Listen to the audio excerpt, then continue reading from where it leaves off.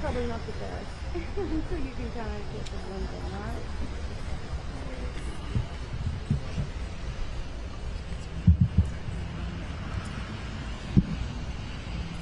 All right, I've got 10:30, so we'll get started. First of all, I want to thank all of you in the media for the assistance that you've been to the Lauderdale County Sheriff's Office as we've tried to locate Casey White and our Assistant Director, Vicki White. You've been a tremendous asset to us, and we appreciate you helping us get the word out. I also want to thank our partners, our federal and state partners. The U.S. Marshal's Fugitive Task Force has taken the lead in trying to locate the White, and they're doing a tremendous job. They've gone over and above and working diligently, basically around the clock, to try to locate Casey White and Vicki White. We also have the assistance of the FBI, ATF, and Secret Service. On the state level, we have the Alabama Law Enforcement Agency assisting us. So we've got plenty of resources. These federal agencies and state agencies have resources that we don't have. They've made all those resources available to us, and we're utilizing everything we have and have access to in this search. I do have a little new information to pass to you. I know that we've been talking over the last few days about us canvassing video surveillance in the area where the patrol car was found last Friday afternoon. We did have one success in that. We see the patrol car parked at the intersection of Huntsville Road and Cox Creek Parkway, which is about 2 blocks from the location it was found. That video was time-stamped at 9:49 a.m. Director White and Casey White left the detention center at 9:41 a.m. So that's 8 minutes time span. What that tells us is that the patrol car left the detention center and went straight to the parking lot. There was not enough time for them to even attempt to try to come to the courthouse and then get out there and be at that red light 8 minutes later. So the direction of travel was from the courthouse, from the detention center directly out Huntsville Road to Cox Creek and then to the Florence Square shopping parking lot. The other thing that I want to make you aware of today is that we have had a warrant issued for Director Vicki White. The charges are permitting or facilitating an escape in the first degree. That's Alabama Code 13A 2034. So there is an active warrant out for Miss White, obviously for Casey White. So we're in hopes that we'll get some much needed breaks here in the next few hours, few days, that will help us locate them and get them back here to Lauderdale County and get Casey White, especially behind bars. Casey White, as you've heard me say over and over, is an extremely dangerous person, and we need to get him located and get him off the street. So again, thank you for all your help in that. At this time, I want to issue to the U.S. Marshal for the Northern District of Alabama, Marty Keeley. Marty's, as I said, his fugitive task force has been a tremendous asset to us, not only in this case, but in cases over the years, and we appreciate all of their assistance and help. So, Marty, Mr. Marshall. Thank you, Sheriff. I just want to add that the Gulf Coast Regional Fugitive Task Force, U.S. Marshal Service Gulf Coast Task Force, is assisting the sheriff and his deputies in this investigation. They've been a partner of the Marshal Service for many years now. I would like to emphasize that this case is now a major case for the United States Marshal Service, which helped to facilitate the reward for information, up to $10,000 for information leading to the location of either one of these particular suspects or subjects. I would like to ask the public to keep in mind that Casey White is a large individual. He is 6 feet 9 inches tall. You know, there is the possibility that he's changed his identity as far as his looks, but he will stand out at 6 feet 9 inches. So I want to emphasize that to the public. Again, that information or any information about this case can be reported to 911, and that is the way you should report it. You shouldn't try to approach either one of these individuals. We consider both of them dangerous, and in all probability both individuals are armed.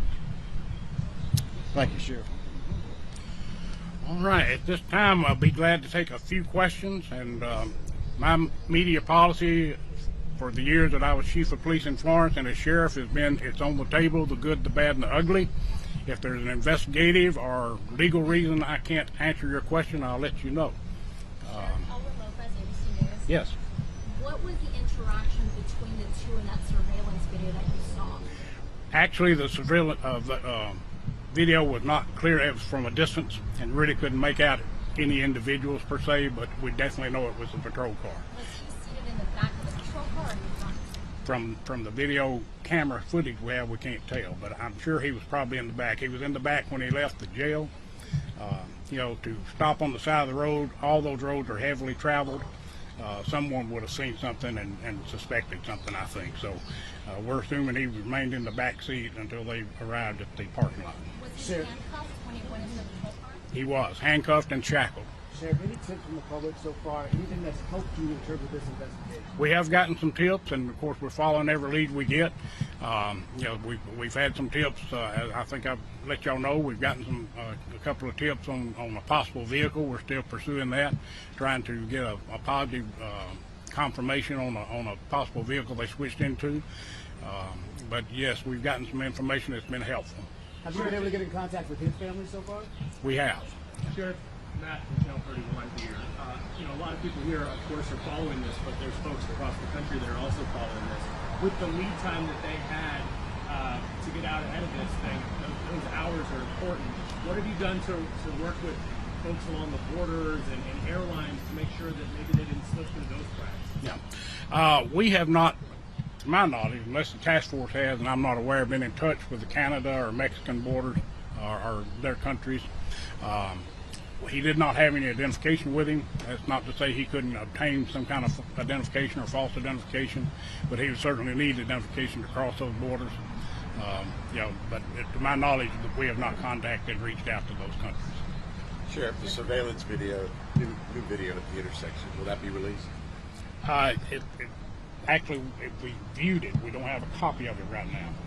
Any timetable for that? Yeah, the company or the business that has the video, they have to bring their techs in to download it and all that, so we haven't had time to get a copy of it. Sure. But we have seen it. In light of this event, are you taking any evaluations like the protocol for escorting inmates? Well, the protocols were in place. You know, we have a policy. It required two deputies transport. This was, you know, again, lends us to believe how it was orchestrated, because we had two vans of inmates leave just minutes before Director White had Casey White brought up front. Both those vans had two deputies on them. One had 5 inmates, the other had 7 inmates. Minutes after the second van left, Director White instructed another corrections deputy to bring Casey White up, prepare him for transport. That's when they put the handcuffs and the shackles on him, as is customary and protocol. She informed the booking officer, that she was the only available person that was certified to carry arms to transport, so she was going to bring him to the courthouse, drop him off to the other deputies, and then go to a medical appointment. So, you know, that's why I'm sure that the booking officer didn't question it. She, after all, is her boss, and she coordinates all the transport. So, you know, that's sort of how that transpired. Yes, ma'am. So is your investigation going with, now that there's a warrant, are you going with now more that she could possibly be involved, that he didn't coerce her, threaten her against her will? Is that still a possibility? That he threatened her? Mm-hmm. You know, we know she participated. Right. You know, now whether she did that willingly or if she was coerced, threatened somehow to participate in this escape, Not ruled out. not really sure, but we know for sure she did participate, and you know. There's video stills released for his most recent appearance. Is that what we can expect him to look like now, with the crew cut, not the longer cut? Yeah, that photo was taken in the halls of the detention center Tuesday before they left on Friday. They're not related. Is there any evidence that they had spoken before Friday? We're looking into that. Any knowledge of We're reviewing video footage, phone calls, every avenue we have to see if there was any kind of relationship prior to this. Let me get this, gentleman. Obviously, you guys, special deputies, work pretty closely with each other. To have this happen with one of your own, how upset are you? Do you feel betrayed at all with the way this has played out so far? Well, absolutely. You know, if she did this willingly, you know, those of us who work with Vicki White and have worked with her for years, this is not the Vicki White we know by any stretch of the imagination. She has been an exemplary employee.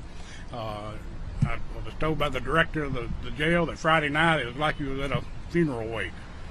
The employees are just devastated that she was involved in this, and they're concerned for her, concerned for her safety, as are we. And, you know, we just hope that this has a good ending. She just put in for her retirement of better than 16 years, right? Yes.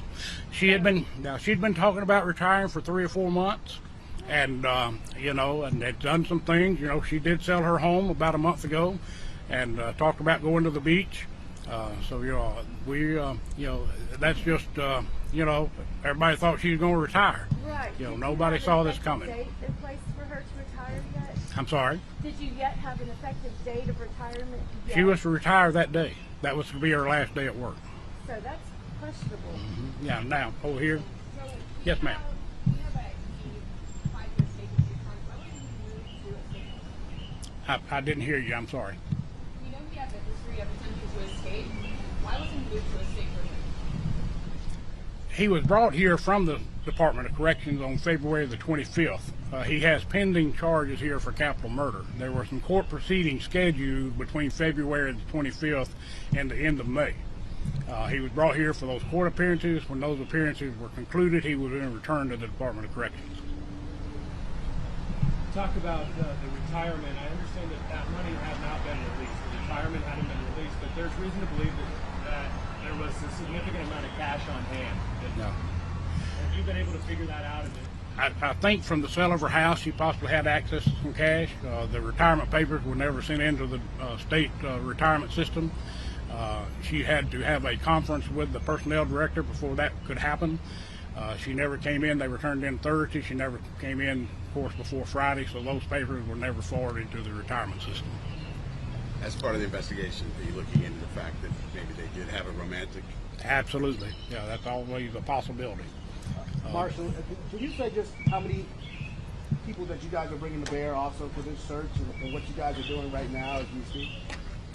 Yes, I said we've partnered with the Sheriff's Office for many years, and this is now a major case for the United States Marshal Service, which triggers additional resources. I won't go into the exact number that we have on site in other locations also. But as the sheriff said, we are receiving tips. We're following up on each and every one of those tips. So we're fully committed to this investigation. As a member of law enforcement, is it harder to maybe find them because she may know the tricks of the trade? Well, obviously, she's been in corrections for 17 years, so she has knowledge that the general, general citizen would not have. I think that certainly played in her favor as far as getting him out of jail like she did. So somebody. Sheriff, is her medical condition a concern to you? Has she expressed that on Friday? We don't think it was real. We think that was an excuse. It's not unusual if we have an inmate that's not feeling, our employee's not feeling well, to take off or whatever. And she just reported that morning that she wasn't feeling well, so she's going to drop him off and go to one of the emergency care centers and get checked out. Sheriff, maybe to the Marshal Service as well, can you quantify the number of tips you've received, whether any of those have been, substantiated, where they're coming from? Are these from across the country, various states? I just know we've gotten several tips. I don't keep a tally on the numbers, the investigative crew, and we have several on-site investigators, federal, state, local, that are following up on those tips. But to tell you how many, I don't know.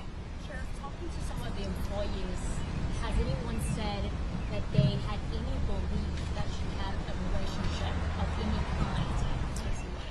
No, not that we've been able to confirm at this point. We're still looking into that, reviewing phone calls, reviewing video from the jail to see if she spent any kind of extraordinary amount of time at his particular cell. She was in her job, she was throughout the detention center, on a regular basis, several times a day, walking the halls. So she had several opportunities each day to be in contact with any given inmate. Given the lead time, do you have any sense where they are at this point? We don't. If we knew where they were at, we would be there, not here. But I'm sorry, I didn't mean that sounded so short, I guess. But Have you had the opportunity to talk to Connie Ridgway's family? I have talked with her son and given them my phone number and told them any questions they had to not hesitate to reach out to me. We're committed to getting Casey Whitey back in custody and back behind bars where he belongs. And her family, her two sons, have been through a lot of trauma the last 6-7 years. And we thought we had closure for them to a point, and now that's totally upside down. So I can't imagine what they're going through, knowing that the man that killed their mother is out loose on the streets again. A couple more questions. Can you speak to his past escape experience? What that entails? He was in our facility in 2020, and we got information that he was plotting an escape at that time. We followed up on that information. We shook him down, and we did find a shank in his position. The shank's a prison knife, and when we retrieved that, we immediately had him shipped back to the Department of Corrections. That was at the time, although we had a policy in place that 2 officers escort inmates at that time, we emphasized that policy with him, and Director White was aware of that, so she strictly violated. And Sheriff, just to clarify, you said that it was February of this year that he had been brought Yes. back to the Lauderdale County Jail. February 25th. One more question. Sheriff. Yes. Under Alabama law, an inmate facing a capital sentence, could he be facing the death penalty? Absolutely. That's what the capital murder charge is a possibility of death. So he has nothing to lose with his violent past. He is extremely dangerous, and I want to emphasize as much as I can. And we're concerned about everybody, but there's going to be some law enforcement officers somewhere in this country or this state that's going to come across this guy. And I can't emphasize enough to our brothers and sisters in blue, don't take any chances with this guy. He's dangerous. And I can't emphasize that enough to our fellow law enforcement officers across the country. If you encounter this guy, you need to know he is dangerous. Don't take any chances with him. Thank y'all again for coming out and helping us get the word out. We will capture them. They will be brought back to justice, and your assistance in helping us achieve that is greatly appreciated. So thank you. Thank you, sir. Sheriff.